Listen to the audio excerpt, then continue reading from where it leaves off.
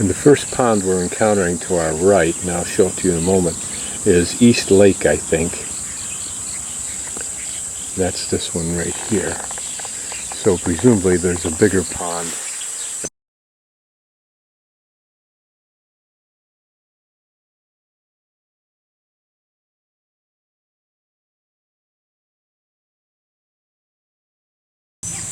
Here's some pretty little flowers about 1/8 of an inch.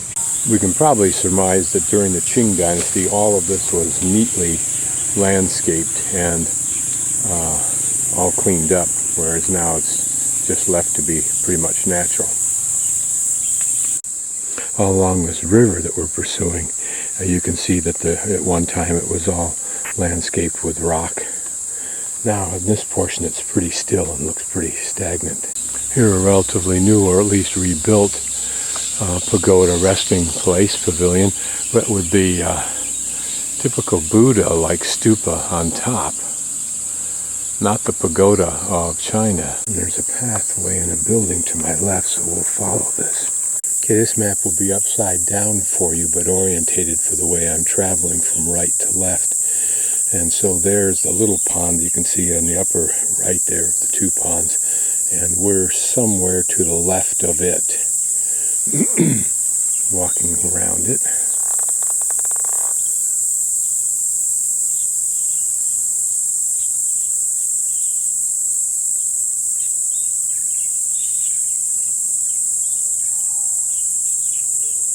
And of course a sluice way into the East Pond. And this little boat, perhaps at one time, interesting design, isn't it, with that centerpiece like that for sitting, was perhaps either in fact or symbolically used to get to that pagoda on the island. Not pagoda, but pavilion.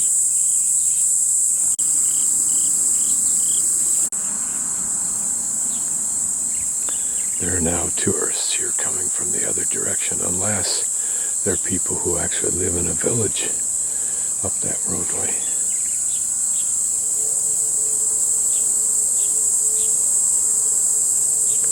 Here on the pathway I noticed a center stone with one of those drain carvings in it. So maybe all these stones were taken from homes or from other similar structures. I have a little bit of coffee cake left, so I think I'll walk around the lake and then go out and sit there and eat it. Here another small pavilion. You'll notice the moon off to the upper right. Again with this curious finial on top. And through the tree from this pavilion you'll see what I think is a modern, in other words a new city, or a new little town, but perhaps there's a remnant of the old town further up.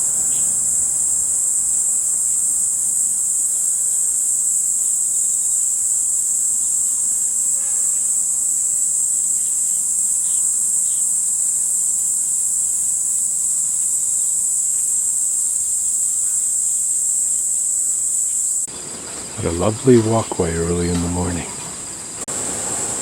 From the far left side of the lake looking back.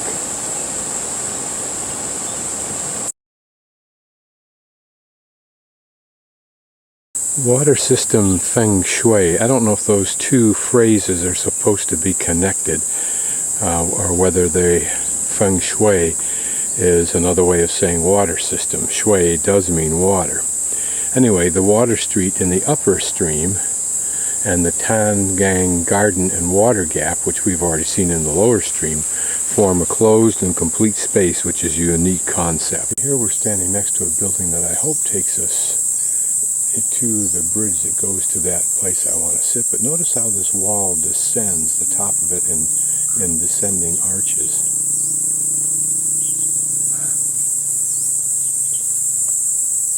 Such a pretty view in the morning. I wonder if these folks take it for granted like I took the Tetons for granted.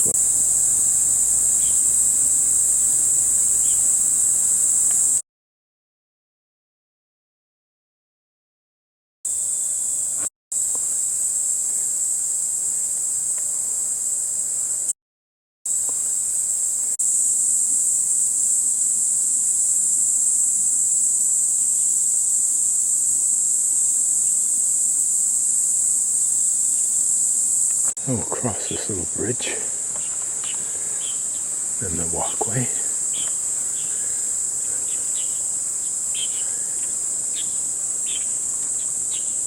Notice how this long stone has been particularly dressed. Left to right lines plus a lot of pocking, but then this part down here solely pocked, not the lines. Where was it originally used, one wonders?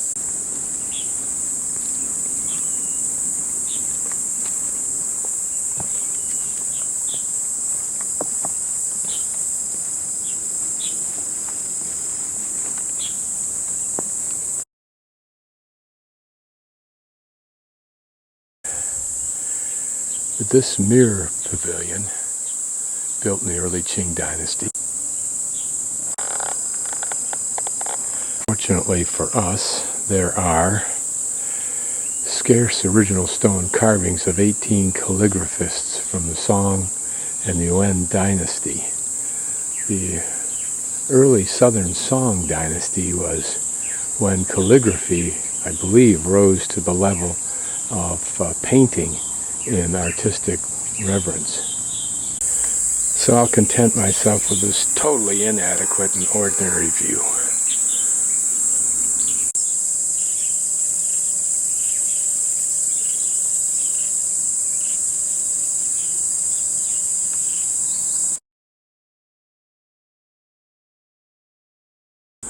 This building I'm in, home school, was given by the family Shui and Tangmo to give elementary education to the children within the family.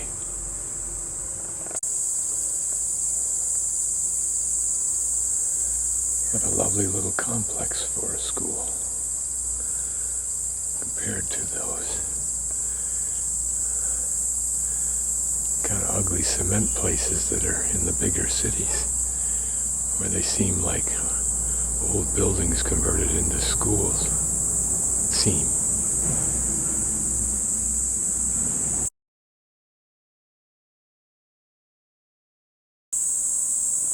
This pretty little temple, perhaps an add-on to the school, was built for the commemoration of the imperial censor. There's a bit of semantic irony, or transliteration irony, who was one of the 16 ancestors of the family Shui and Tangmo, and died for the Tang Empire during the Anxi Rebellion.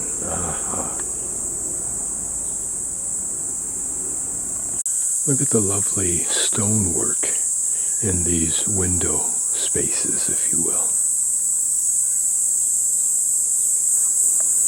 Imagine the skill of just creating those, unless they were done in forms. Can you imagine students arrayed here, perhaps during recess or a break from inside the classroom? Now you have to wonder if just this little area here was the school for the elementary students. I don't know, but presumably that's what classroom furniture looked like in its time.